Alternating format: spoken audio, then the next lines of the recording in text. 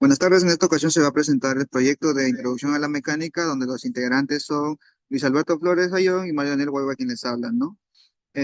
Vamos a tener la introducción, que en este proyecto se analiza el movimiento de un sistema con carritos, poleas, masas, registrando datos cinemáticos, con software especializado, se elaboran diagramas de cuerpo libre, se estudian las fuerzas involucradas y se comparan los resultados experimentales con los teóricos a través de análisis de la energía y aceleración.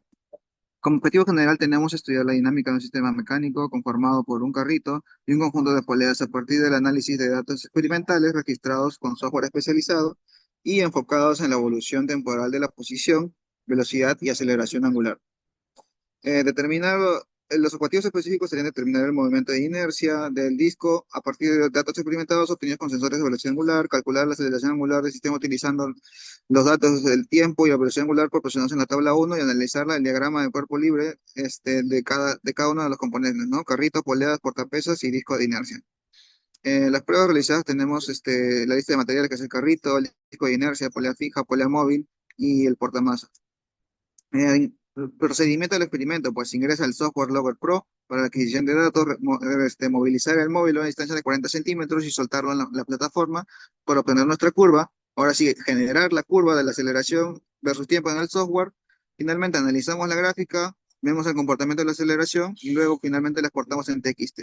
Acá tenemos la simulación uno, pues las gráficas de ángulo, o sea, posición angular y velocidad en radianes. Sí, tenemos tres intentos, ¿no? De la simulación uno, simulación 2 y simulación 10 y casi todas como que se parecen mucho. Cuestionario general, pues se tiene un DCL donde cada elemento del carrito polea se separa distintivamente. Tenemos un carrito donde el peso del carrito es la flecha hacia abajo, las normales que están como punto de apoyo en las ruedas, la fricción que se pone deslizamiento y la tensión uno que va hacia la derecha. Para la polea, pues tenemos la tensión uno, la tensión 2, el peso de la polea y la reacción de la superficie que tiene o está como que con la polea. Para el portamasa tenemos el peso del portamasa, el peso de la masa y la tensión, y finalmente para la última polea pues tenemos la tensión uno y la masa, ¿no? Las tensiones y la masa de la polea. Ahora para la pregunta 2 pues tenemos el carrito, igualamos o la tensión, la T1 acelera el carrito, pues igualamos como primera ecuación, aplicamos esto, la resolución para la aceleración de la ecuación, pues como tenemos T2 también, que es la masa por la gravedad entre 2, igualamos todo este sistema de ecuaciones y agrupando los términos obtenemos una aceleración teórica, obteniendo un valor de 3.43.77 que se ve reflejado en la gráfica que obtuvimos en Python con la regresión lineal, ¿no? Que es menos 6.97. Eh, Ahora comparamos estos valores con los teóricos, ¿no? Entonces vemos que hay una cierta diferencia, pero esto se puede ver a distintos factores, ya que el sensor probablemente esté dañado o bien que la superficie no esté no esté, no esté limpia, o la proximidad, como que también el orden de la magnitud de los valores también sea uno incorrecto. Pues debe haber muchos factores, ¿no? Y la dirección de la discrepancia, pues curiosamente ahora la aceleración teórica es menor en magnitud de la experimental y esto es muy inusual. Entonces, generalmente el modelo teórico sin fricción predice una aceleración mayor que la experimental. Para la pregunta 4, utilizando ecuaciones cinemáticas, obtenemos que la velocidad angular de la polea fija es como que aceleración por tiempo, ¿no? Esta es la ecuación de una línea recta que pasa por el origen de la pendiente de la gráfica experimental de W versus tiempo del sensor que corresponde a la aceleración angular experimental.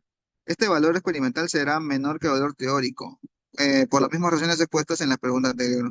Vemos que la función está ajustada, donde tenemos un teta de tiempo y una aceleración angular constante, ¿no? Que es menos 6.8 aproximadamente.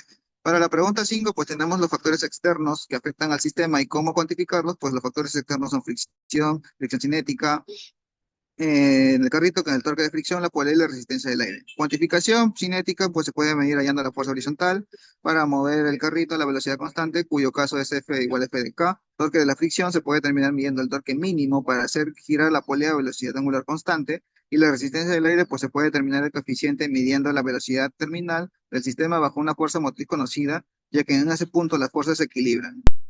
Bueno, continuando con el cuestionario específico, la primera pregunta es, en el carrito solo actúan la tensión de la cuerda y la de rozamiento.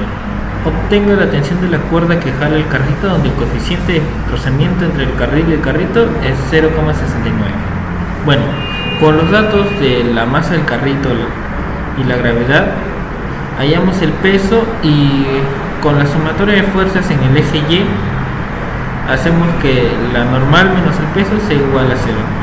Hallamos la normal y con esto ya podemos hallar la fuerza de fricción.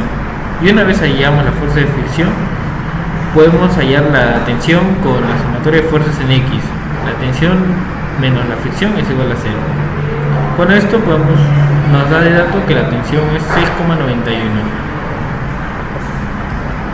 Para la pregunta 2, para el carrito considere la tensión, rozamiento y resistencia del aire. Exprese la ecuación dinámica total del carrito. ¿Cómo se puede obtener el coeficiente de arrastre B? Para expresar la ecuación dinámica total del carrito, aplicaremos la segunda ley de Newton. Pero tenemos que considerar la tensión, el rozamiento y la resistencia del aire. Para esto aplicamos la segunda ley de Newton. Sumatoria de fuerzas en X es igual a la masa del carrito por la aceleración del carrito. Nos da esta ecuación. Reemplazamos la fuerza de fricción menos la fuerza del aire por los datos que nos dieron. Tener esta ecuación que solo está para despejar B y hallar el coeficiente de resistencia del aire. Ahora la pregunta 3. Para obtener el momento de inercia de un sistema polea-cuerpo de masa m, se realizó un experimento como se muestra en la figura 1. La tabla 1 muestra los datos obtenidos del experimento donde W es la velocidad angular del sistema mencionado y que el gráfico es una gráfica velocidad angular versus tiempo. Me piden hallar la ecuación de dicha gráfica. Bueno, para esto colocaremos el tiempo en el eje X y la velocidad angular en el eje Y.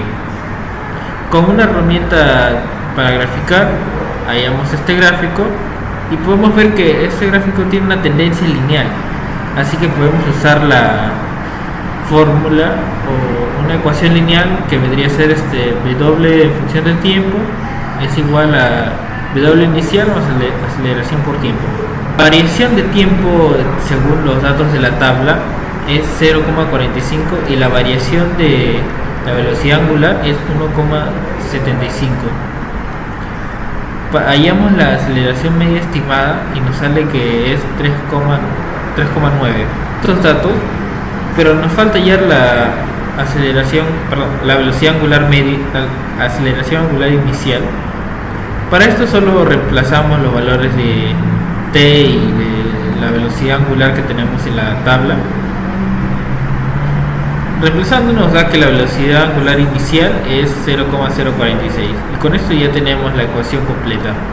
La pregunta 4 nos dice: de la pregunta anterior obtenga el momento de inercia del sistema donde la masa es 2 gramos y R es el mismo radio de la polea fija. Ya, con esto debemos tener en cuenta la aceleración angular, que ya la hallamos, que es 3,9, la masa del objeto colgante, que es 0,002 kilogramos, y diámetro, bueno, tenemos el diámetro, pero tenemos que hallar el radio, solo dividimos entre 2. Con las ecuaciones, 3 ecuaciones, despejamos y nos sale que el momento de inercia del sistema es mg por radio entre la aceleración angular menos m por radio al cuadrado.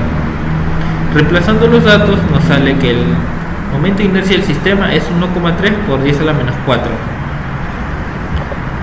En conclusión, se aplicaron con éxito los principios de la segunda ley de Newton tanto para la traslación como para la rotación, permitiendo modelar teóricamente el sistema acoplado al carrito, polea y masa. Se calculó una aceleración teórica ideal de 1,097. Se concluye este valor que representa un límite superior, ya que no considera las fuerzas disipativas que inevitablemente están presentes en un montaje experimental real.